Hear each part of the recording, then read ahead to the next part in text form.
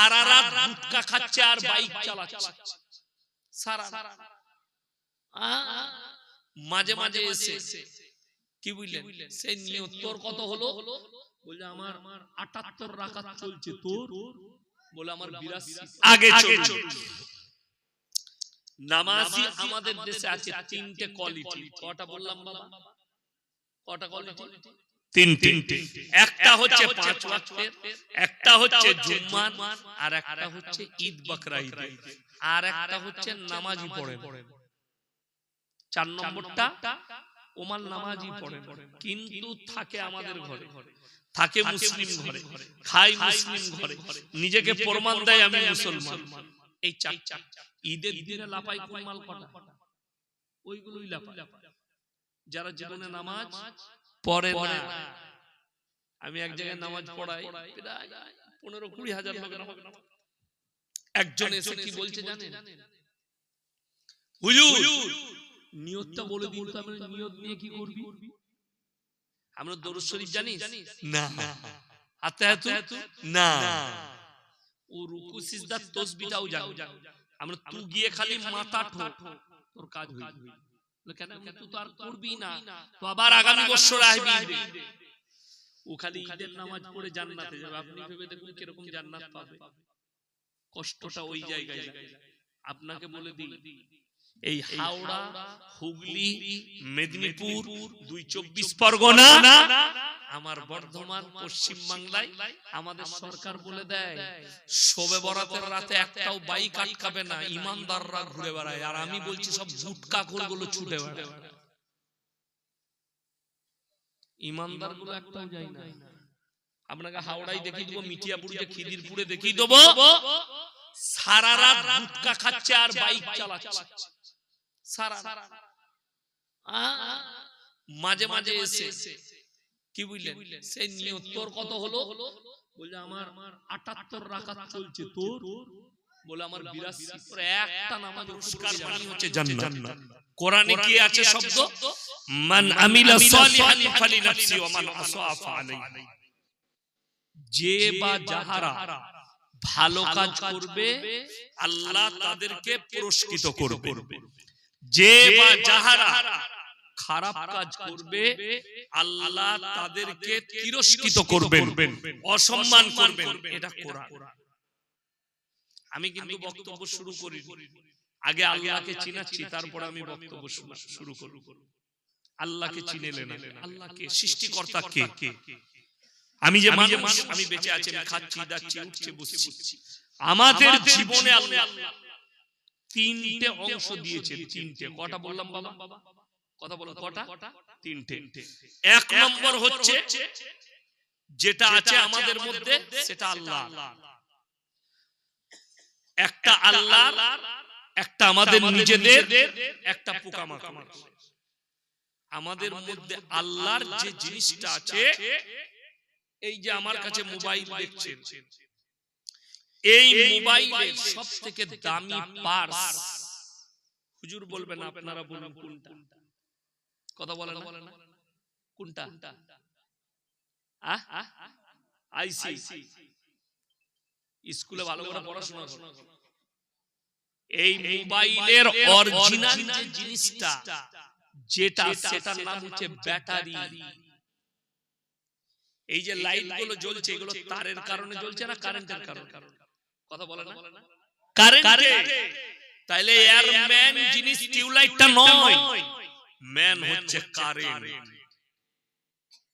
কারেন্টটা হচ্ছে মেন এর ব্যাটারিটা মানুষের মধ্যে আল্লাহ সবথেকে দামি পার্স যেটা দিয়েছে সেটার নাম হচ্ছে রূহ কি বললাম বাবা রূহ জান যেটাকে জান বলি মানুষটা মারা গেল জান এই জানটা আল্লাহ সবথেকে দামি জিনিস দিয়েছে কোরআনে এই রূহ কার কবজায় আল্লাহর কবজায় আপনার কলকাতায় যতগুলো ডাক্তার আছে গোটা পৃথিবীর যত ডাক্তার বাবু আছে সবাইকে এক কাছে করে দেন জিজ্ঞেস করুন স্যার আপনারা তো এত রোগী ফাড়ছেন রূহটা কোথায় রাখা আছে কোন ডাক্তার আজ পর্যন্ত বলেছে কোন বৈজ্ঞানিক বলেছে? বলতে পারেনি।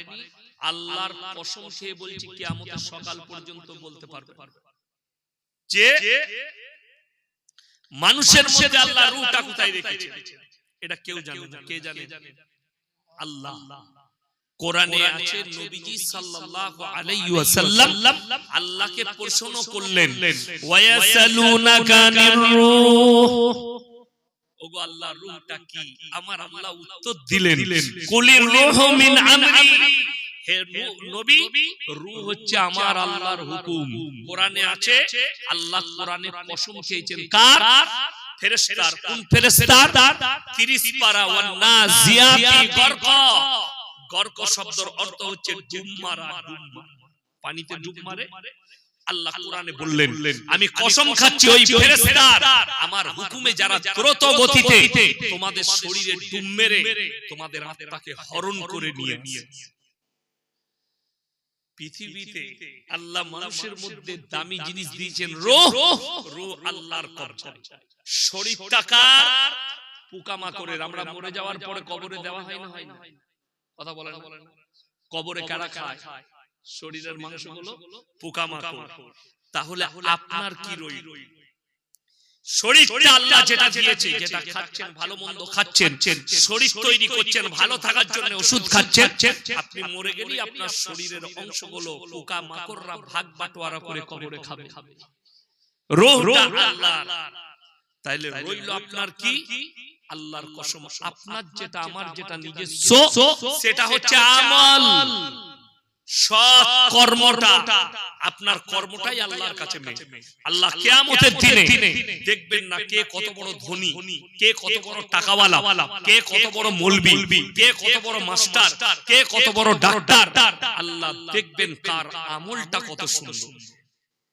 কালো সাদা, ধনী দরিদ্র, বড় লোক গরিব, রাজা বাদশা, নেতা মন্ত্রী, আমার আল্লাহর কাছে, আল্লাহর কাছে কর্ম ভালো, পুরস্কার ভালো। কর্ম খারাপ, তোমাকে তিরস্কার করা হবে। ওই জন্য নিয়ত করুন আমরা ভালো কাজ করব, বলুন ইনশাআল্লাহ। এই নিয়ত আপনাকে করতে হবে, ভালো কাজ করব। চলুন, পৃথিবীতে যতজনকে শক্তিশালী মনে করছেন, কোরআনে আল্লাহ মানুষের জন্য একটা খুব দামি শব্দ ব্যবহার করেছে। কেন? ভেবে দেখুন, অনেকের অহংকার হয় কখন? টাকা হলে, জ্ঞান একটু বেশি হলে, জ্ঞানের অহংকার, টাকার অহংকার, বলের অহংকার, দলের অহংকার, মানুষ শক্তি প্রয়োগ করে। আমেরিকার প্রেসিডেন্ট ডোনাল্ড ট্রাম্প বলছে, আমার কাছে যা পরমাণু বোমা আছে আমি পৃথিবীটা 150 বার ধ্বংস করে দেব। সে কিন্তু মিথ্যা বলেনি। তার কাছে 5428টা পরমাণু বোমা আছে। 5428টা পরমাণু বোমা আছে আমেরিকার কাছে। এগুলো যদি বাষ্প করা হয়, বর্তমান সময়ে যে পরমাণু বোমাগুলো পৃথিবীতে আছে, আমরা ইতিহাসে পড়েছি, ইনার মনে আছে নাকি জানি না, কিংবা ইনার আব্বাজির মনে থাকবেন, আমেরিকা দুটো শহরে বোমা ফেলিয়েছিল, হিরোশিমা আর নাগাসাকি। জাপানের শহর এখনো পর্যন্ত পঙ্গু বাচ্চা তৈরি হয়, জন্ম নিলে পঙ্গু হয়। সেখানে এখনো ঘাস ভালো করে জন্মায়, সেখানে জীবজন্তু যারা বেঁচে ছিল তারা সব পঙ্গু হয়ে গিয়েছিল। বলছে সেই বোমা থেকে রাশিয়া আমেরিকার কাছে, চাইনার কাছে যে পরমাণুগুলো আছে 1 লক্ষ গুণ পাওয়ার বেশি। কত বললাম? 1 লক্ষ। বলছে কলকাতায় যদি একটা পরমাণু মারে, গোটা শহরের বিল্ডিং, বালাখানা, মানুষ, গাড়ি, বাড়ি লিকুইড পানি হয়ে যাবে। এই লিকুইড দেখছেন, লাল কালার ধারণ করবে এবং সব এই লিকুইড পানির মতো হয়ে যাবে। হাড় গোড়, মানুষ, গাড়ি, বাড়ি গলে। তাহলে কতটা ডেঞ্জার! 150টা। বলে আমার থেকে পাওয়ারফুল কেউ নেই। আপনার আমারও মনে হবে আমেরিকার প্রেসিডেন্ট সব থেকে সুরক্ষায় থাকে। তার যে গাড়িটা আছে, যেটাই চাপে 1000 কোটি টাকার বেশি দাম। গাড়িতে মিসাইল লেস আছে, সেই গাড়িতে যদি কেউ মিসাইল মারে কাজ করবে। জিরো পয়েন্ট থেকে কাঁচের উপরে যদি AK-47 দিয়ে গুলি ছোড়া হয়, একটা স্কেচ পড়বে না, স্কেচ মানে দাগ পড়বে না কাঁচে। কত মজবুত। এখন পৃথিবীর শিক্ষিত লোকরা আমাদের মতো বোকা মৌলবি ছাড়া যারা আছে তারা বলবে মৌলবিরা বোকা। আমেরিকার প্রেসিডেন্ট সবথেকে শক্তিশালী, সবথেকে সুরক্ষায় থাকে আল্লাহর কসম। আল্লাহ কোরআনে মানুষের জন্য বলেছেন, ইন্নাল ইনসানা খুলিকা হালুয়া, আমি মানুষকে অসহায় আর দুর্বল সৃষ্টি করেছি, মানুষ সবল নয়, শক্তিশালী নয়। যদি বলেন প্রমাণ, আমেরিকার প্রেসিডেন্ট তার 1000 কোটির গাড়িতে বসে আছে, কেউ তাকে টাচ করতে পারবে না, তাকে কেউ গোলাবারুদ ছুঁড়তে পারবে না, টাচ করতে পারবে না। কিন্তু ইমানদারির সঙ্গে বুকে হাত রেখে বলুন, মালাকুল মউত এলে, তার জান কবজ করতে এলে পৃথিবীর আর কেউ আটকাতে পারবে? জোরে বলবেন না সুবহানাল্লাহ। এটাই তো আল্লাহ, এটাই তো আল্লাহর শক্তি, যে গোটা পৃথিবীর সব কিছু আমার কাছে দুর্বল, আমি যা সৃষ্টি করেছি। আপনি কি মনে করছেন এই যে পাহাড় পর্বত, গাড়ি বাড়ি, বিল্ডিং, বালাখানা, নদ নদী, নালা, ফল ফ্রুট, ফুল, যা কিছু দেখছেন, আমরা মনে করি মানুষ জন্ম নিচ্ছে, মারা যাচ্ছে, তাই না? গাছ গাছ মারা যায় না, যায় না? কথা বলেন, মারা যায়, প্রাণী মারা যায় না, যায়? এখন যাদের মনে হচ্ছে এই যে জমিনটা আমরা বসবাস করছি, এখন জমিন আছে না না পৃথিবী, আচ্ছা এখানে ঘাস বের হয় না, হয় না? কথা বলে, ঘাস আছে, কোন জায়গায় ছিলে দিয়েছে, আবার কিছুদিন পরে ঘাস বেরিয়ে যায়। আপনি সবজি বাড়ি করেছেন, ঘাস ছিঁড়ে দিলেন, আবার ঘাস বেরিয়ে যায়। কোরআনে আছে সূরা কাহাফে, এই যে সাজানো গুছানো দুনিয়া, ওয়া ইন্না লাজাইলুনা মা আলাইহা সাইদান জুরুজা, জুরুজা শব্দের অর্থ লেবেল করে দেব, একটা ঘাস পর্যন্ত সেদিনে থাকবে না, সেই দিনটার নামই হচ্ছে কিয়ামত। ওই দিনটার নাম কিয়ামত এবং বিচারের দিবস। মানে জমিনটা লেবেল হয়ে যাবে, পাহাড় পর্বত থাকবে না, নদ নদী নালা থাকবে না। এখন আল্লাহ তাআলা কিয়ামতের কিছু আলামত দুনিয়াতে দিয়েছে এবং জানেন দুনিয়া শুরু থেকে কিয়ামতের আলামত আছে। তার মধ্যে একটা আলামত হচ্ছে নীল নদ, একটা আলামত হচ্ছে ফুরাত নদী, একটা আলামত হচ্ছে জাইয়ান, একটা আলামত হচ্ছে সাইয়ান। এই চারটা নদী জান্নাতের নদী দুনিয়াতে আছে, জোরে বলুন সুবহানাল্লাহ। এই নীল নদটাও জান্নাতে থাকবে, ফুরাত নদী, নবীজির হাদিসে স্পষ্ট আছে যে কিয়ামতে তোমরা বুঝতে পারবে কাছে এসেছে, পৃথিবীতে একটা মহাযুদ্ধ ঘটবে। সেই যুদ্ধটা অন্য কিছু নয়, ফুরাত নদীটা শুকিয়ে গিয়ে তার ভেতর থেকে সোনার ভান্ডার বেরিয়ে আসবে, আর গোটা বিশ্ব জড়িয়ে যাবে যুদ্ধে ওই সোনার ভান্ডার। আপনারা কি মনে করছেন 1,62,000 টাকা ঘড়ি না সোনা? আমি দেখছিলাম মোবাইল, একজন আমাকে পাঠিয়েছে, সোনার বাজার মূল্য আগুন ছুটে গেছে, 1,62,000 টাকা ভরি। কোরআন যদি শুনেন চোখ দিয়ে পানি আসবে। মানুষ এখন বলছে হায় হায় কত দাম হলো, আমার বিটির লেগে গড়াতে পারবো না, আমি আর কিনতে পারবো না। আর কোরআন বলছে ইজা জুলজিলাতিল আরদু জিলজালাহা ওয়া আখরাজাতিল আরদু আসকালাহা ওয়া ক্বালাল ইনসানু মা লাহা। যেদিনে জমিন তার বোঝাকে বের করে ফেলে দেবে, মানুষ মাথায় হাত দিবে, ওয়া ক্বালাল ইনসানু মা লাহা ইয়াউমাইদিন তুহাদ্দিসু আকবার। জমিনের কি হলো? সম্পদগুলো উপর দিকে ছুড়ে দিচ্ছে। আল্লাহর কসম, ওইটাই তো কিয়ামত। দেখো আমি সম্পদ দিয়ে দিয়েছি, তখন কিন্তু মানুষ আর নিবাল থাকবে না, তখন নিজের চিন্তা হবে আমার কি হবে। ওই জন্য বন্ধুগণ সবাই আল্লাহকে ভয় করবো, জোরে বলুন ইনশাআল্লাহ। পৃথিবীতে যতগুলো মানুষ আছে আল্লাহর কসম খেয়ে বলছি, আপনি যদি মনে করেন কিয়ামতের সকাল পর্যন্ত আল্লাহর শুকর আদায় করবেন,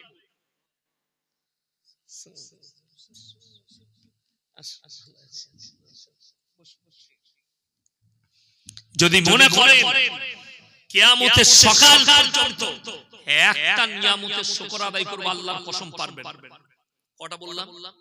একটা নিয়ামতের শুকর আদায় করতে আপনাকে যদি আল্লাহ হায়াত দেয় কিয়ামতের সকাল পর্যন্ত একটা নিয়ামতের শুকর আদায় করতে পারবেন আগে চলুন যদি বলেন কেমন করে আপনি একটা নিয়ামত তো শুনলেন আল্লাহ গোটা পৃথিবীর মানুষকে চ্যালেঞ্জ করলেন কে করলেন আমার যে তোমরা চাইলেও আমার প্রশংসা লেখে শেষ করতে পারবে না সূরা কাহাফ একবারই শেষ আয়াতের আগে রায় قل لو كان البحر مدادا لكلمات ربي لنفد البحر قبل أن تنفد كلمات ربي ولو جئنا بمثله مددا হে আমার নবী যতগুলো সমুদ্র আছে সব পানিগুলো যদি আমি কালি করে দিই কলমের কালি আর পৃথিবীর মানুষ এরা যদি আল্লাহর প্রশংসা লিখতে শুরু করে সব শেষ হবে আবার আমি অতটাই দেব সেটাও শেষ হবে আল্লাহর প্রশংসা লিখে শেষ করতে পারবে না জোরে জোরে বলুন সুবহান এইটাই হচ্ছে সৃষ্টিকর্তা এখন চলুন সবাই হাত তুলে বলুন তো আল্লাহকে আমরা বিশ্বাস করব ইনশাআল্লাহ জোরে বলবেন ইনশাআল্লাহ মাস এখন বলুন এরপরে আমি বক্তব্য শুরু করব আচ্ছা বলুন তো আল্লাহ যদি বিশ্বাস করে আল্লাহর সব হুকুম মানতে হবে না হবে না কথা বলে মানতে হবে আল্লাহ যেগুলো নিষেধ করেছেন সেগুলো করা যাবে করা যাবে চলুন এই থানাটার নাম কি বাদুরিয়া থানা ইমানদারির সঙ্গে এতগুলো ভাই এসে বসলেন আপনারা বুকে হাত দিয়ে বলুন তো যে ইসলামী শরীয়তে সুদ খাওয়া জায়েজ আছে কথা বলে না হারাম না হালাল হারাম এই হারামটা আমরা মৌলবীরা বলেছি না আল্লাহ বলেছেন আল্লাহ কোরআনে আছে ওয়াহাল্লাল্লাহুল বাইয়া ওয়া হারামার রিবা সুদকে হারাম করেছি ব্যবসাকে হালাল করেছি কোনো একটা কথা শুনে যদি চুরি আমরা মৌলবীরা বলি চুরি করা হারাম তো চোরের গায়ে লাগবে না ইমানদারের গায়ে লাগবে কথা বলে না কার গায়ে লাগবে চোরের গায়ে চুরি করা হারাম বললে চোরের গায়ে লাগবে আমি এখনই কামরাই ছিলাম হাওড়ায় তার নাম হচ্ছে নামটা উঠলো আমার মোবাইল ফারমান না কি একটা যাই হোক আলো ফরমান আলো বাড়ি কোথায় বললে হাওড়া ডোমজুম কি বলছে জানেন আপনারা জলসাই বলছেন লটারির টিকিট হারাম আপনারা জলসাই যাচ্ছেন আপনাদিকে যে টাকাটা দিচ্ছে ওটা হালাল জানলেন কি করে আমি তাকে জিজ্ঞেস করলাম আমার উত্তর দেন আমি উত্তর দিচ্ছি আপনি লটারির টিকিট কাটেন বললেন জি কাটি আমি বললাম উত্তর পেয়ে গেলাম আসল কথা আমার বক্তব্য তোমার গায়ে লাগার কারণ হচ্ছে আসল চোরটা হচ্ছে তুমি চুরি করেছো তাই আমি হারাম করেছি বলে তোমার গায়ে লেগেছে তুমি যদি ইমানদার হতে তোমার গায়ে লাগতো না কথাটা বুঝতে পারবে ওই জন্য মৌলবীকে চোর সাজাতে চাইছে নিজের যুক্তিতে আমাদেরকে হারাম করে সাজাতে চাইছে নিজের যুক্তিতে যাই হোক আপনি বললেন আপনারা বললেন সুদ হারাম এটা আমার কথা লয় আপনার কথা লয় মৌলবীর ফতোয়া নয় আমার আল্লাহ তাআলার হুকুম সুদকে হারাম করেছি ব্যবসাকে হালাল করেছি কোন ব্যক্তি হারাম জানার পরে যদি সুদ খায় সেই লোকটা যেন আল্লাহর সঙ্গে যুদ্ধ ঘোষণা করে দিবে নাম্বার 2 হাদিসে হাদিস শরীফের মধ্যে এসেছে কি জানেন নবীজি সাল্লাল্লাহু আলাইহি সাল্লাম বললেন কোন ব্যক্তি সুদ যদি খায় শুধু সুদ খাওয়া নয় সুদের কারবার সুদের দালালি সুদের হিসাব বাকি তার সঙ্গে যতজন জড়িয়ে থাকবে মোহরি যতজন জড়িয়ে থাকবে সর্বনিম্ন পাপ কোন পাপ বললাম সর্বনিম্ন স্তরের পাপ নিজের আপন জন্মদাতা মায়ের সঙ্গে জিনা করা সমান পাপ বলুন নাউজুবিল্লাহ কথাটা বুঝতে পেরেছেন কার সঙ্গে পাপ বললাম মায়ের সাথে আপন জন্মদাতা মায়ের সাথে এরপর যে সুদ খাচ্ছে তুমি বুঝে নাও। আর যদি তোমার কোন বাপের বেটা মৌলবি থাকে, রেকর্ডিং চলছে, আমি 2 ঘন্টা স্টেজে আছি, তোমার বাপের বেটা মৌলবিকে ডেকে স্টেজে নিয়ে এসো, সে খালি হালাল বলে দিবে, আমি জীবনে আর বক্তব্য রাখবো না সমাজের মধ্যে। এটা চ্যালেঞ্জ ছুড়লাম, আল্লাহর কসম খেয়ে বলছি। তোমার বাপের বেটা মৌলবি থাকলে নিয়ে এসো, 2 ঘন্টা আছি, সে সুদটাকে খালি স্টেজে বাইক ক্যামেরা হালাল করে দিবে। কষ্টটা কোথায় লাগে? 1 সপ্তাহ আগে আমি ছিলাম হাওড়ায়, মাদ্রাসার জলসা। দেখুন মৌলবিদিকে কিরকম বলির পাঁঠা তৈরি করে সমাজের লোক। আমি বয়ান করছি হারাম হালালের, একজন এসে কমিটির লোক কানে কানে বলছে, আমাদের একজন হুজুর বলল নবী সিরাতের উপরে বয়ান করবে, তোর বীজ মারবো। আমি বয়ান করছি না, আমি নেমে পালিয়ে যাচ্ছি, তুই জলসা কর। আমি চলে যাচ্ছি, তাকে ডাক। সেই শিক্ষককে ডাক। পরবর্তীকালে শিক্ষকরা আমি ফোনে জানতে পারলাম কোন মাদ্রাসার মৌলবি বলেনি ও হারাম করে নিজে সুদ খায় বলে বলতে এসেছে। কি বলবো? বললে ওই এলাকায় সুদখোর বেশি। বড় কষ্ট তো ওইটাই, দুঃখ ওইটাই। আপনি আমি মনে করি আমার মসজিদের ইমাম হক কথা বলতে পারে না, ইয়াসিন সাহেব বলে। আমি যে জলসা করতে এসেছি, আমরা আমাদের চাকরি যাবার ভয় আছে, কথা বলে না, ভয় না। কমিটির লোক বলবে হুজুর এত কড়া বক্তব্য দিবেন, আমার গাড়ি দাঁড়িয়ে আছে, নামবো পালিয়ে যাবো, তুমি বুঝে লিগা কালকে আবার এই বায়ান করব। যেখানে যেখানে লিলে লিবে না যে লিবে না। কিন্তু একজন বেচারা ইমাম সাহেব জুম্মাই খালি যদি সুদের বয়ান করে দেয়, সুদখোর কটা তার পেছনে লেগে যাবে, হারামখোর মৌলবিকে তাড়িয়ে দাও।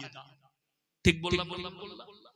আমার বর্তমান জেলার ঘটনা, রমজান মাসে মাইয়াত হয়েছে, খানা রান্না করেছে, খানা জানাজার ময়দানে গ্রামের মোড়ল এলান করছে, যে সমস্ত মেহমান এসেছেন খানা খেয়ে যাবেন। মাইকটা ইমাম সাহেব কেড়ে নিয়ে ইমাম সাহেব ভাই বলল, রমজান মাসে খানার এলান করা হারাম। সকালবেলায় মসজিদ কমিটিটাকে তাড়িয়ে দিয়েছে। ঈদের পরে আমার জলসা তার এলাকায়, সেই এলাকায় 4-5টা গ্রাম পরে আমি বলে দিলাম রমজান মাসে মাইয়াত বাড়িতে খানা রান্না করাটা হারাম। তখন কি বলছে জানেন? আরে হুজুর একদম হক কথা বলেছে। আমি বললে হক আর ইমাম বললে তাড়াবি কেন? ও তো জানে যে একটা হকই বলতে হবে, কিন্তু একে তাড়ানো যাবে না। আমাকে তাড়িয়ে দিলে তোমার লস, আমার কিছু করার নেই। ওইজন্য আমার চাকরি যাবার ভয় নেই। আল্লাহর কৃপায় মাদ্রাসায় থাকি, কারো দয়াই থাকি না। যেদিনে বলবে যে আপনি এত কড়া বক্তব্য দেন, মাদ্রাসা ছেড়ে দেন, আল্লাহর কসম সালাম আলাইকুম দিয়ে ঘরে শুয়ে থাকবেন। কিন্তু হারামকে অ্যাকসেপ্ট করব না, অন্যায়কে অ্যাকসেপ্ট করব না। গর্দন চলে যেতে পারে, বড় কষ্ট লাগে। একটা জিনিস এখানে প্রকাশ করা যাবে না, গোপনে বলতে হবে, নাহলে ইউটিউবার আছে তারা শুনে নেবে। এমন এমন আফার আমাদের কাছে আসে, আমরা গ্রহণ করি, চাইলে গ্রহণ করতাম, কিন্তু সমাজ ধ্বংস হয়ে, সমাজ শেষ হয়ে যাবে। আজকে ভেবে দেখুন, আপনার এই বাদুড়িয়া থানায় একটা মুসলমান সুদ খায় না তো? কথা বলে খায় না? খায়। তাহলে আপনাকে বলে দিই, পাড়ায় পাড়ায় জলসা হচ্ছে। ঠিক বললাম? পাড়ায় পাড়ায় জলসা, গ্রামে গ্রামে জলসা, জেলায় জেলায় ইজতেমা। 1 থেকে 1.5 কোটি লোক দুয়ায় শামিল হয়েছে। এত মাদ্রাসা, এত মসজিদ, এত জলসা, এত ইজতেমা, আমরা মনে করছি সমাজের পরিবর্তন। তারপরেও আমরা নাকাম, আর বেঈমান কাফেররা কামিয়াবি লাভ করেছে। কেন? তারা তাদের মিশনে জিতে গেছে, আমরা হেরে গেছি। যদি বলেন হুজুর একটু বলুন, এখনো গায়ে লাগবে, আমি বলে দিলে, আপনাদের এখানে গ্রুপ লোন, বন্ধন লোন মেয়েরা করে না? কথা বলে না? ঘরে ঘরে আছে। তাইলে কোন বাপের বেটা মুলবি যদি আনতে পারেন, সে খালি বলে দিবে গ্রুপ লোন আর বন্ধন লোনটা শরীয়ত সম্মত জায়েজ আছে। আল্লাহর কসম খেয়ে বলছি, সমাজের মুখে আর কথা রাখবে না। চ্যালেঞ্জ দিলাম। ভেবে দেখলেন তারা শুধু আপনাকে অ্যাটাক করেনি, আমাদের মা বোনকেও অ্যাটাক করেছে বেঈমান কাফেররা। এদের ঈমান ধ্বংস করতে গেলে এদের মা বোনকে টেনে রাস্তায় নিয়ে এসো। আল্লাহর রাসূলের হাদিস আছে, দাইয়ুস কোনদিন জান্নাতে যাবে না। দাইয়ুস হচ্ছে সেই পুরুষটা যে নিজের বিবিকে নামাজের দাওয়াত দেয় না, পর্দার দাওয়াত দেয় না। মা বোন বিটি, তার মা, তার বিটি, তার স্ত্রী, তার বোন বেপর্দা ভাবে রাস্তায় ঘুরে বেড়ায়, এই ব্যক্তি হচ্ছে দাইয়ুস। আর নবীজি বলেছেন দাইয়ুস কোনদিন জান্নাতে যাবে না। তা না হলে 24 পরগনা, মালদা, মুর্শিদাবাদ, হাওড়া, বর্তমানে পশ্চিম বাংলার পরিস্থিতি কি জানেন? জলসা তো দিচ্ছে। আপনারা মোবাইলে দেখেছেন, আমি মুর্শিদাবাদে এক জলসা থেকে পালিয়ে আসছিলাম, দেখেছেন? যারা মোবাইল ফলো করেন তারা দেখেছেন, জলসা ছেড়ে পালিয়ে আসছিলাম। কারণ কি?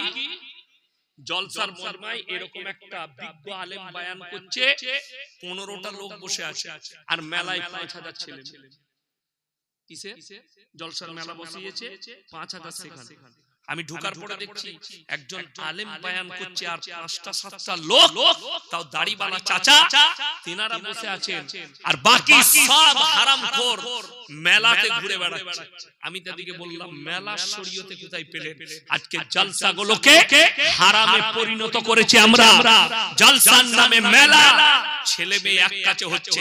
কোন বাপের বেটা মৌলবি যদি মেলাকে হালাল বলতে পারে, স্টেজে তার শ্বাস নালীটা ইয়াসিন উড়ে দিবে ইনশাআল্লাহ। এই শ্বাস নালী উড়ে দেব তা ঝেড়ে। যদি হালাল বলতে আসে কোন বাপের বেটা মৌলবি, তার কানে ধরে নিয়ে গিয়ে আমার মাদ্রাসায় ভর্তি করে তাকে আবার পড়াবো কোরআন। কেন? কোরআন সূরা ইউসুফ, কোন সূরা বললাম? সূরা ইউসুফ। ইন্নাশ শাইতানা লিল ইনসানি আদুউম মুবিন। শয়তান হচ্ছে মানুষের প্রকাশ্য দুশমন। নারী পুরুষ যদি এক কাছে হয়, কোথায় বললাম?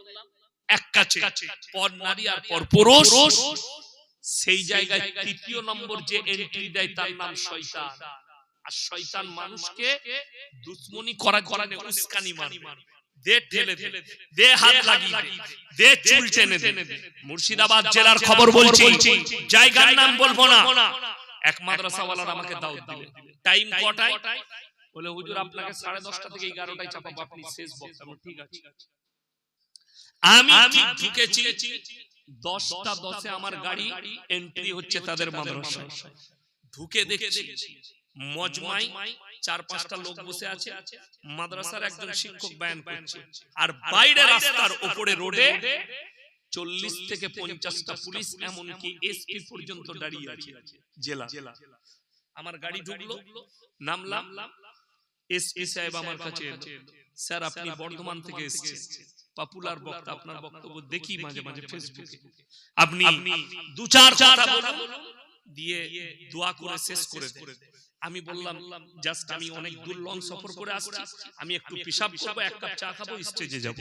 বললে ঠিক আছে। আমি ভেতরে ঢুকলাম, অফিসে হেড মোল্লা সেক্রেটারি বসে আছে। কি বললো জানেন? সেক্রেটারি চোখ দিয়ে টপ টপ করে পানি পড়ছে। আমরা বলেছিলাম মেলা বসিও না, আমাদের কথা না শুনে মেলা বসিয়েছে। একটা ছেলে একটা মেয়ের চুল ধরে টেনে দিয়েছিল, তার পরিবারের লোক এসে হেসুয়া করে চুটিয়েছে। এটা কোনো গল্প বলিনি, আজ থেকে 6 বছর আগেকার ঘটনা বলছি। চলে গেছে অ্যাটেম্পট টু মার্ডার কেস, ছুটে বেড়াচ্ছে, পুলিশ অ্যারেস্ট করবে। দুঃখের সঙ্গে জলসা স্টেজে চেপে 10 মিনিট নসিহত করলাম, দোয়া করে বাড়ি বেরিয়ে এলাম। এটা একদম সত্য ঘটনা বলছি। কেন? নারী পুরুষ এক কাছে। আপনারা জানেন, একটা মহিলা যদি হজ ফরজ হয়, সে স্বামী যদি না থাকে, যার সঙ্গে বিবাহ হারাম, তার সঙ্গী হজ করতে যেতে পারে। কি বললাম? কথা বলে না, কি বললাম? কথা মাসলা বুঝতে পারলেন? এই হাদিস বুঝতে পারলেন? ওই মহিলা যদি হজ ফরজ হয়, হজ করতে যেতে পাবে তার সঙ্গে যার সঙ্গে তার শরীয়তে বিয়ে করা হারাম। বাপের সঙ্গে বিয়ে করা হালাল না হারাম? হারাম, চাচার সাথে হারাম। এই রকম ব্যক্তির সঙ্গে যার সঙ্গে হারাম, নিজের আপন মামা হারাম, এদের সঙ্গে বিয়ে করতে যাদের সঙ্গে হারাম সেই ব্যক্তির সঙ্গে যেতে পাবে। যার সঙ্গে হারাম তার সঙ্গে হজে যেতে পাবে না। যদি স্বামী না থাকে দেওরের সঙ্গে বিয়ে করা জায়েজ আছে, হজে যেতে পাবে না, হারাম। চাচাতো ভাইয়ের সঙ্গে জায়েজ আছে, যেতে পাবে না, হারাম। মামাইতো ভাইয়ের সঙ্গে হারাম।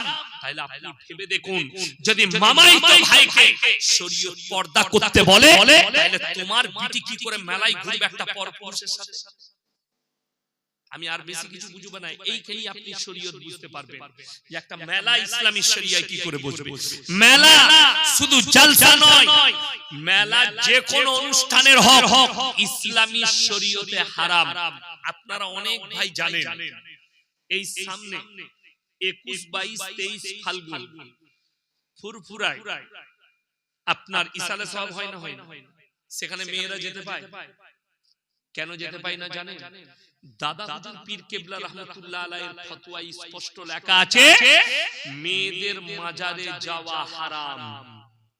এটা যদি মিথ্যা বলি এখনি ফোন লাগান কোন হুজুর সাহেব, তোহা সিদ্দিকী সাহেবকে লাগান ফোন। আমি ওনার বাড়িতে নাস্তা করে এসেছি, চা খেয়ে এসেছি, আমার সাথে ফোনে কথা হয়, জিজ্ঞেস করুন যে ইয়াসিন হুজুর বসে বলছেন দাদা হুজুর পীর কেবলা রাহমাতুল্লাহ আলাইহি ওসিয়তনামা শুধু তোমার বাড়িতে নয়, আমি ইয়াসিন আমার বাড়িতেও দাদা হুজুরের ওসিয়তের জেরক্স কপি আছে। এটা মাথায় রাখো। তোমরা মনে করো না তুমি একা শ্রদ্ধা করো, তিনার ফতোয়াকে আমি ফলো করি। তিনি বলেছেন মেয়েদের মাজারে যাওয়া হারাম, মেয়েদের মেলাতে যাওয়া হারাম, মেয়েদের বাজার ঘোরা বেপরদা ভাবে হারাম। তোমার বিবিকে তুমি মেলায় পাঠিয়েছো, তোমার বিটিকে তুমি মেলায় পাঠিয়েছো, তোমার বিটিকে বউকে বার করে দিয়েছো, যা গ্রুপ লোন নিয়ে আয়, বন্ধন লোন নিয়ে আয়, তুমি জান্নাতে যাবে। ইস্তেমায় গিয়ে দোয়া করছে আল্লাহ জান্নাতে নিয়ে না, আল্লাহ জান্নাতে যায়, আর বউ গ্রুপ লোন করে দেও, ওই গ্রুপ লোনের হেড। এখন আমি জানি না সকালবেলায় আপনার এলাকায় চায়ের দোকান আমাকে গাল দিবে কারা? যার বউ গ্রুপ লোনের হেড সেই মালটা আমাকে গাল দিবে। ও আমাকে, আচ্ছা বলুন তো আমাকে গালি দিলে সুদ হালাল হবে? কথা বলে না? আমাদেরকে মারলে সুদ হালাল হবে? তুমি যদি কোরআনকে গালি দাও, আল্লাহকে গালি দাও আর আলেমকে গালি দাও, আল্লাহর কসম তুমি সুদকে হারাম করতে পারবে। শুনে দেখে দেখ, যেই লোক আল্লাহর সঙ্গে যুদ্ধ করার পাপ করলো এই লোক মুমিন থাকতে পারে? পারে। গেল এক নম্বর। 2 নম্বর, মদ খাওয়া ইসলামী শরীয়তে হালাল না হারাম? হারাম। গাঁজা হারাম না হালাল? হারাম। হিরোইন, আফিম, গাঁজা যত রকমের নেশা আছে সব তোমাদের জন্য হারাম। আমার বন্ধুগণ, আপনার বাদুড়িয়া থানায় প্রমাণ দেব, মুসলমান ছেলে মদ বিক্রিও করছে, মদ পান করছে। ঠিক বললাম? প্রমাণ দেব বাদুড়িয়া। আমি জায়গার নাম শুধু ওইটা নয়, ভালো ভালো চায়ের দোকান, আমাদের মতো হুজুররা রাস্তায় দাঁড়িয়ে চা খায়। ও হুজুর এসছে, চারটা ভালো করে মুছে দিলে আমাদের জন্য আলাদা দুধ দিয়ে চা হচ্ছে। আরো দুটো যুবক এলো বাইকে করে, দুটো চা দিত আর দুটো দিস। আমরা দু ভাই চিন্তা করছি আল্লাহ দুটো দিস, ওই মাল দুটো দিই। কথা বলতে পারেন? আমরা তো আর ইংরেজি বুঝি না, ইশারাও বুঝি না। ওরা মনে করছে লজিক খালি ওরাই জানে। আরে বোকা, আমরাও মানতিক পড়েছি, আমরাও লজিক জানি, লজিকের কিতাব আরবিতেও আছে, তো জানা নাই। এরপর আমরা ওই আরেকটা ওইটা দিবি, ওইটা মানে জানে হারামখোর চায়ের দোকানের সঙ্গে গাঁজার পুড়িয়া বিক্রি করছে একটা। ভেবে দেবে বড় কষ্ট লাগে। আপনাকে বাদুড়িয়া বাজারে দেখাবো, ওপেন মুসলিম ছেলে টেবিল লাগিয়ে লটারির টিকিট বিক্রি করছে। ঠিক বললাম? কথা বলে না? তাহলে লটারি হালাল না হারাম? কথা বলে না? হারাম। লটারি কেন হারাম ওটাও বুঝিয়ে দেব। যারা মনে করছেন শুধু হারাম বললে হবে না, বুঝাতে হবে, আমি ওটাও বুঝিয়ে দেব লটারি কেন হারাম। আমার বন্ধুগণ আগে শুনেলেন এই লোক লটারি ব্যবসা করে খাচ্ছে, সে জুম্মার দিনে ফাঁস কাতারে আতর লাগিয়ে দাঁড়িয়ে যায়। ঠিক বললাম? নিজেকে মুমিন মনে করে। চলুন, এই হারাম কাজগুলো মুসলমানরা করছে, এরা ছাড়ে না কেন? একটা জিনিস এরা পাক্কা হয়ে গেছে যে যা করবি কর, অসুবিধা নেই।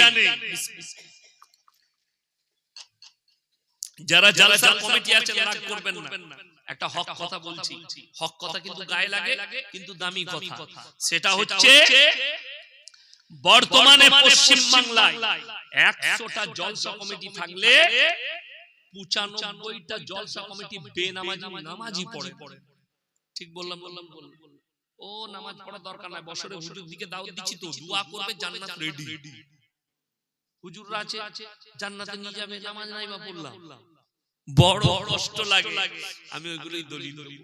সারা জিন্দেগি হারাম জানার পরে সুদ খেয়ে জীবন কাটিয়ে দিল, আর চিন্তা করছে চিন্তা নেই।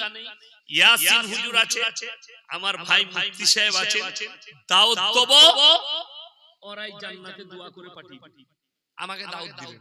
আমার বাপ মরে গেছে, মিলাদ আমি চলে যাব, অসুবিধা নাই।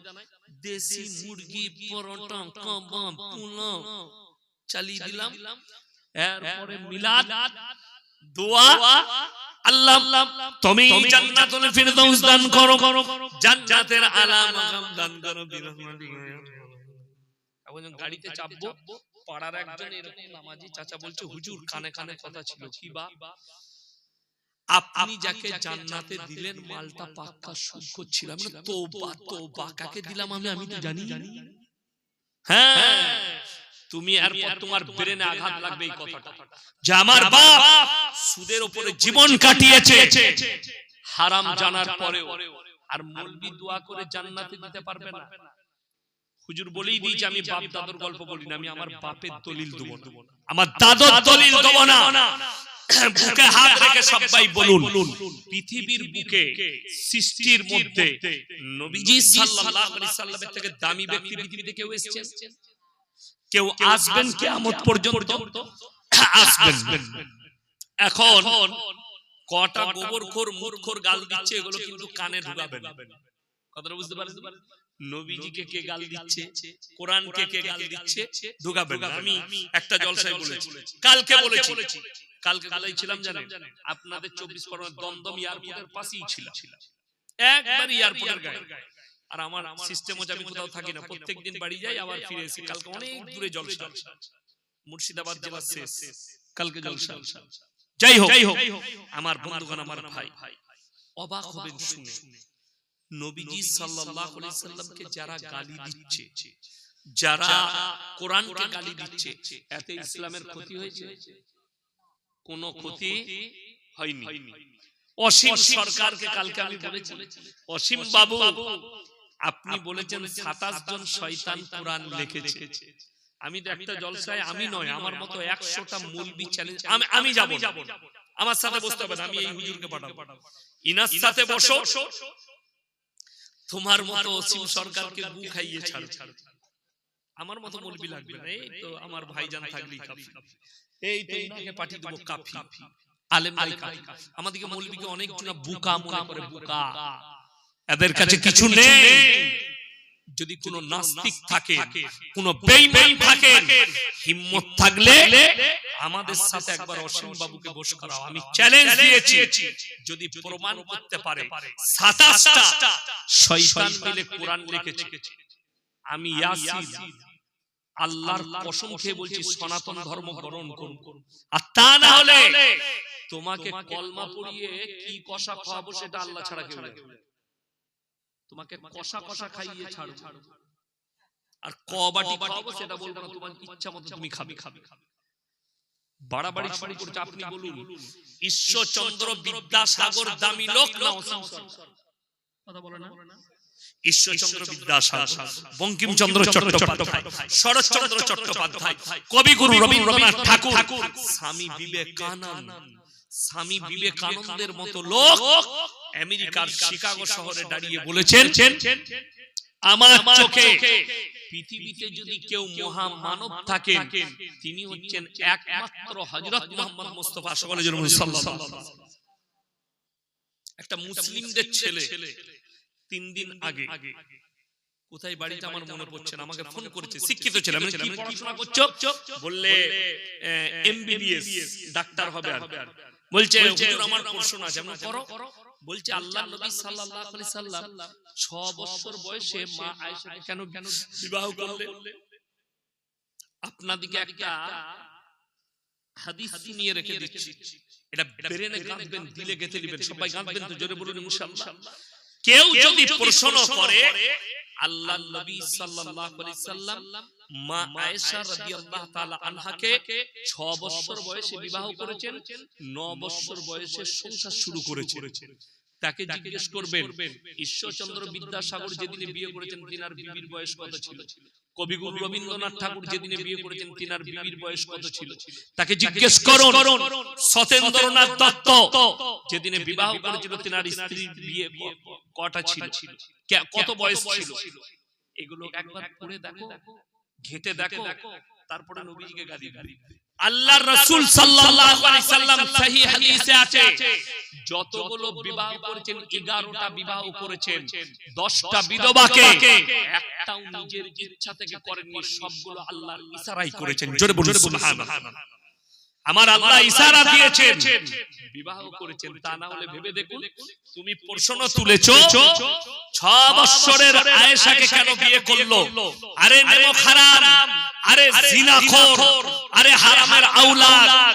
নবীজির প্রথম জীবনটা দেখো, নবীজি হচ্ছেন 25 বছরের যুবক আর বিবাহ করলেন 40 বছরের একজন বুড়ি মা খাদিজা রাদিয়াল্লাহু তাআলা আনহা।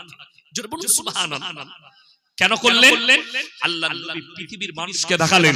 আমাদের এই ভারতবর্ষে আমার জানা নেই, আমি খালি মোবাইলে দেখলাম, আমি খালি বইয়ে পড়েছি, একটা প্রথা ছিল, সেটার নাম হচ্ছে সতী দাহ প্রথা। ছিল না? ছিল না? স্বামী চিতাতে জ্যান্ত অবস্থায় স্ত্রীকে পুড়িয়ে দেওয়া হতো। এটা আমি জানি না, শুনেছি, বইয়ে পড়েছি। যাই হোক, সেটা কোন ধর্মের আচরণ হতে পারে, কিন্তু রাজা রামমোহন রায় বন্ধ করে দিলেন যে না, একটা মেয়ে সে বেঁচে থাকার অধিকার রাখে স্বামী মরে যাওয়ার পর। এটা আজকের কথা বলছো, 1450 বছর আগে রাসূল সাল্লাল্লাহু আলাইহি সাল্লাম পৃথিবীর মানুষকে মেসেজ দিলেন বিধবাটা ডাস্টবিনে ফেলার জন্য নয়, বিধবাটা ব্যভিচার করার জন্য নয়, বিধবাটা রাস্তায় ঘুরে বেড়াবার জন্য নয়, তাকে পছন্দ হলে বিবাহ করে স্বীকৃতি দাও, বিবি রূপে হালাল রূপে গ্রহণ করো। এইটাই হচ্ছে আমার আল্লাহর আদেশ। জোরে বলুন সুবহানাল্লাহ। নবীজি তো এই আদর্শই দিয়েছে, বিধবাটাকে ডাস্টবিনে ফেলো না।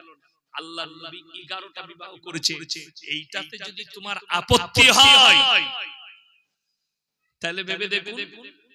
একজন বাবা বলছেন, একজন বাবা, তার নাম হচ্ছে বাগেশ্বর ধাম বাবা ধীরেন্দ্র শাস্ত্রী। আমি তিনার বক্তব্য শুনি, কি বলছে না বলছে। তো তিনার একটা বক্তব্য আমার মোবাইলে আছে, তিনি কি বললেন, বলছেন শ্রী রামজিকে 5 পিতা, 4 না 5 বললো, আমি শুনলাম। এরপর আল্লাহ বেহতার জানে ওনাদের ধর্ম, এটা নিয়ে আমার কোনো আপত্তি নেই। কেন থাকবে? কেন? প্রত্যেকটা ধর্ম আল্লাহ তাআলা কোরআনে বলেছেন তোমরা কারো ধর্মকে গালি দিও না, কারো দেবদেবীকে গালি দিও না। এটা আল্লাহ তাআলা কোরআনে বলেছেন। আপনারা শিখে যান, আপনি যদি কারো ধর্মকে গালি দেন, কারো দেবদেবীকে গালি দেন, অজ্ঞাত অবস্থায় সে আল্লাহকে গালি দিলে আপনি আল্লাহর কাছে অপরাধী হবেন। ওই জন্য কারো আমার 2.5 লাখের বেশি বায়ান ছুটছে ইউটিউব, ফেসবুক, টুইটারে। একটা স্পিচ নিয়ে আসুন যেখানে আমি কারো ধর্মকে গালি দিয়েছি, কারো দেবদেবীকে আমি জীবনে আর সমাজে কথা জীবনে দিইনি, আর আল্লাহর কৃপায় দেওয়াও লাগবে না। আপনি আপনারটা প্রচার করুন, অটোমেটিক। অসীম সরকার কোরআনকে গালি দিয়েছে, আপনাকে খালি একটা প্রমাণ দিচ্ছি, আপনি দেখিয়ে দেন তো কটা মুসলিম সেদিনে ইসলাম ছেড়ে দিয়েছে গালি দেওয়ার পরে, এই কথাটা বলার পরে একটাও দেখাতে পারবেন? দিল্লির মাটিতে একটা খালি ডিবেট হয়েছে। কলকাতার একজন মসজিদের ইমাম মুফতি সামাইন নদভী আর ফিল্মের একজন আর্টিস্ট জাবিদ আখতার, তাদের দুজনের ডিবেট হলো কি বিষয়ে? একজন বলছে সৃষ্টিকর্তা বলে কেউ নেই, আল্লাহ নেই, অটোমেটিক চলছে। আর একজন প্রমাণ করালো, মুফতি সাহেব প্রমাণ করালেন সৃষ্টিকর্তা একজন আছেন আমাদের, তা না হলে দুনিয়া চলতে পারে না। এইটা প্রমাণ করালেন, সে হেরে গেল। জাবিদ আখতার এই ডিবেটের পরে 24 ঘন্টার ভেতরে 20 থেকে 22,000 লোক ইসলাম কবুল করেছে। জোরে সোরে বলুন সুবহানাল্লাহ। তাহলে আপনি প্রচারটা ঠিক রাখুন, আপনার ব্যবহারটা ঠিক রাখুন। কালকে জলসায় বলেছি, কোরআনের একটা আয়াত শুনলেন বাণী, আল্লাহ কোরআনে বললেন কোন মানুষ, এখানে আল্লাহ ধর্মের কথা মেনশন করেননি, আল্লাহ বললেন কোন মানুষ যদি কোন মানুষকে অন্যায়ভাবে হত্যা করে, সে যেন গোটা মানব জাতিকে হত্যা করে দিবে। কোন মানুষ যদি কোন মানুষের উপকার করে, সে যেন গোটা মানব জাতির উপকার করে। আল্লাহ রাসূল সাল্লাল্লাহু আলাইহি সাল্লামের হাদিস আছে, তোমরা দেখো না তোমার বাড়ির পাশে কে বসবাস করছে, সে হিন্দু হোক, সে দলিত হোক, সে আদিবাসী হোক, সে খ্রিস্টান হোক, ক্ষুধার্ত হলে খাবার দাও, বস্ত্রহীন হলে বস্ত্র দাও, বিপদে পড়লে পাশে দাঁড়াও। এটাই হচ্ছে আমার রাসূল সাল্লাল্লাহু আলাইহি সাল্লামের আদর্শ। জোরে বলুন সুবহানাল্লাহ। তার একটা দলিল, গত জানুয়ারির 2 তারিখে আমি মুম্বাই চলে গেছি প্রোগ্রাম, তো মুম্বাইয়ে আছি, তো আমার কাছে একটা ফোন ঢুকলো। ফোনটা কার? ছেলেটার নাম হচ্ছে বাবু লোহার। কি নাম বললাম? বাবু লোহার। লোহার মানে যারা ওই কামার হয়, কাটারি ফাটারি এসব তৈরি করে, কাস্তে কুড়ুল তৈরি করে, এদিকে বলা হয়। তো কে ছেলেটা? আমি আজ থেকে 4 বছর 5 বছর আগে আমি জলসা করে যাই, আমার বাড়ির কাছে বড় হোটেল আছে, আমি একটু চা খেয়ে, এক কাপ চা খেয়ে বাড়ি ঢুকি, যাতে বাড়িতে গিয়ে আর কষ্ট করে চা না করতে হয়। আমি ওখান থেকে রাস্তার হাই রোডের গায়ে চা খেয়ে ঢুকি। ওই ছেলেটা চা লোহার দিচ্ছিল, আমার এলাকায় বাড়ি, ওই গ্রামে আবার আমার ভাইয়ের বিয়ে হয়েছে, মেজো ভাই। তো সে চা দেয়, তাকে জিজ্ঞেস করলাম, তাকে দেখে আমার কষ্ট হলো। ছেলেটাকে দেখে মনে হচ্ছে শিক্ষিত। আমরা কতদূর পড়াশোনা করেছো? বলে স্যার আমি বিএ পাস। তুমি বিএ পাস ছেলে, আমার থেকে বেশি পড়েছো তুমি স্কুল, এখানে কত বেতন পাও? বলে স্যার আমাকে 100 টাকা করে প্রত্যেক দিন দেয়, রাতে ডিউটি করি, সন্ধ্যে 6টা থেকে সকাল 6টা, 100 টাকা দেয়। আমার শুনে কষ্ট হলো। আমি বললাম কেন, তুমি কোনো অন্য জায়গায় কাজ করতে পারো না? বলে স্যার আমি খুব বিপদে, কোনো জায়গায় কাজ পাইনি, আমার আব্বা অসুস্থ, মা অসুস্থ, বোন আছে, বিয়ে দিতে হবে। আমি তাকে বললাম যাবি মুম্বাই যাবি, আমার ভাইয়ের বড় এমব্রয়ডারি কারখানা আছে, থাকবি সেখানে, 15,000 বেতন দিবে খেয়ে। বলে স্যার আপনি ঠিক করে দেন। তাকে পাঠিয়ে দিলাম। 3 বছর ছিল। সেই ছেলেটা যেদিন ফোন করেছে আমাকে 2 তারিখে, আমি মুম্বাইয়ে, আমি কোথায় আছিস? বলে স্যার আমি এখন পুরুলিয়া ডিস্ট্রিক্টে একটা আশ্রমে আছি, সেখানে আমি চাকরি পেয়েছি, ঝাঁটপাট দিই, পরিষ্কার পরিচ্ছন্ন করি। আমি আমাকে মনে রেখেছিস এখন? বলছে স্যার আপনাকে আমি মৃত্যুকাল পর্যন্ত ভুলতে পারবো না, আপনি যে আমার উপকার করেছেন, এটাই তো পাওনা। আমি তার উপকার করেছি ধর্ম দেখে নয়, মানুষ দেখে। সামনেওয়ালাকে তার ধর্ম কি দেখো না, তার কষ্টটাকে অনুভব করো। এটাই হচ্ছে আমার নবীজির আদর্শ, তার কষ্ট অনুভব করো। বাই ক্যামেরা বলছি, বর্ধমান টাউনে বাস স্ট্যান্ডে একটা চায়ের দোকান আছে, বাপিদা নাম, বাপিদা। রাত 2টো থেকে বাসগুলো দাঁড়ায়, আমি ইয়াসিন আমার গাড়িটা দাঁড় করাই, দেশি মুরগির ডিম সিদ্ধ, মাখন টোস্ট আর চা খাওয়াই।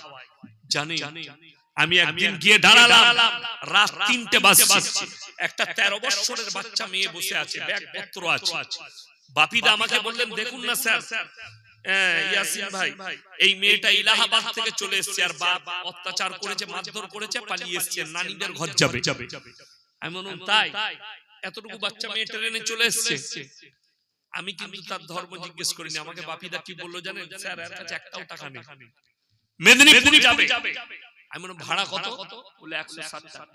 আমি তার ধর্ম জিজ্ঞেস করি, পকেট থেকে 200 টাকা বার করে বাপিদাকে দিলাম, ওকে দিয়ে দাও, আর যা খাবে খাইয়ে দাও, আমি পয়সা দিচ্ছি। আমি তার দিকে তাকিয়েও দেখিনি যে ধর্মটা কি, আমি খালি দেখেছি এই বাচ্চাটা বিপদে আছে আর পাশে আমাকে দাঁড়াতে হবে, এই মানুষটা বিপদে আছে এর পাশে দাঁড়াতে হবে। আমি আপনাকে চ্যালেঞ্জ করে বললাম, মোবাইল খুলে দেখেন ফেসবুক আর ইউটিউব আর টুইটারে ছুটছে, এখন ইউটিউবে ছুটছে, ফেসবুকে ছুটছে, মুম্বাই এশিয়া মহাদেশের সব থেকে বড় হসপিটালের নাম হচ্ছে টাটা মেমোরিয়াল ক্যান্সারের হসপিটাল, যেটা মুম্বাইয়ে আছে।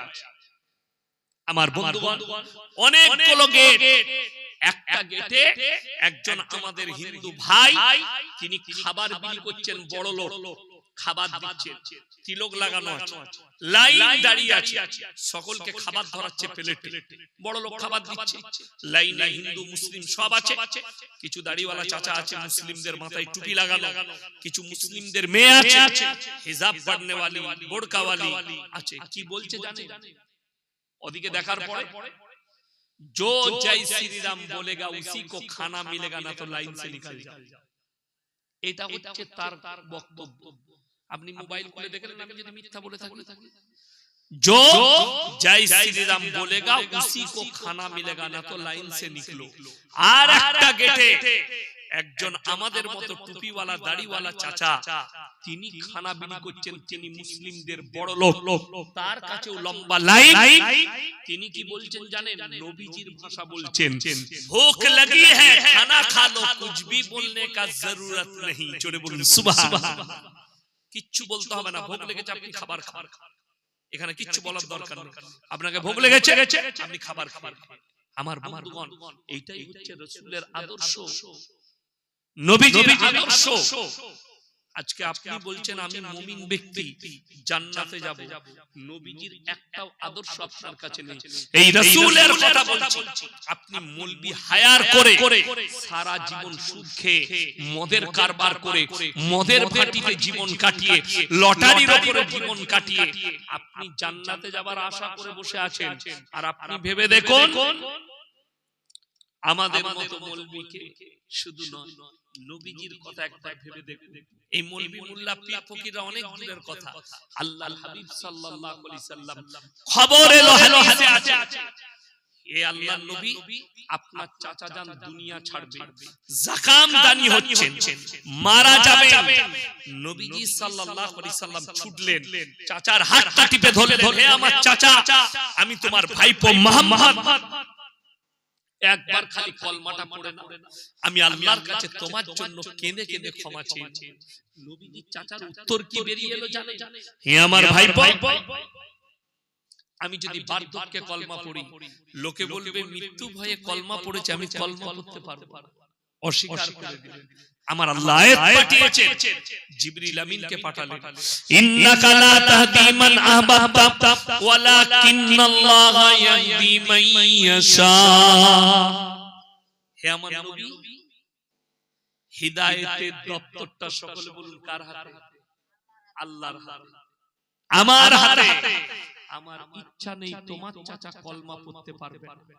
নবীজি সাল্লাল্লাহু আলাইহি সাল্লামের চাচা যান দুনিয়া ছাড়লেন কলমা না পড়ে, রাসূলের চোখে পানি, দাড়ি মুবারক ভিজে গেছে।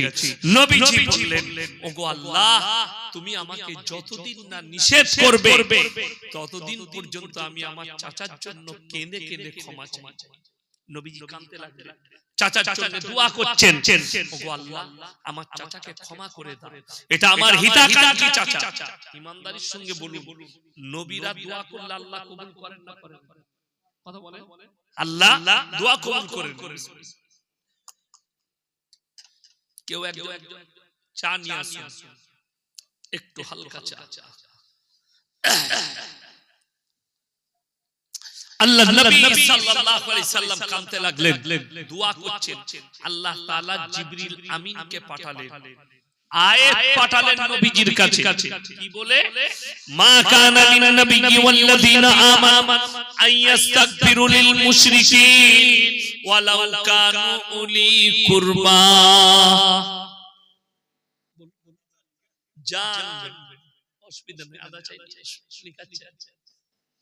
হে আমার নবী, যারা মুশরিক হয়ে, বেঈমান কাফের হয়ে বদ্দিন হয়ে মারা গেছে, তাদের জন্য দোয়া করতে পাবে না যদিও সে তোমার নিকটতম আত্মীয় হয়। এটা আল্লাহ নবীজিকে বললেন। চাচার জন্য দোয়া করা আল্লাহ নিষেধ করে দিলেন। আপনি ভেবে দেখুন, যে ব্যক্তি হারাম জানার পরে সুদ খেলো, আল্লাহর সঙ্গে যুদ্ধ ঘোষণা করে দিল, এই ব্যক্তি জান্নাতের আশা কি করে করে?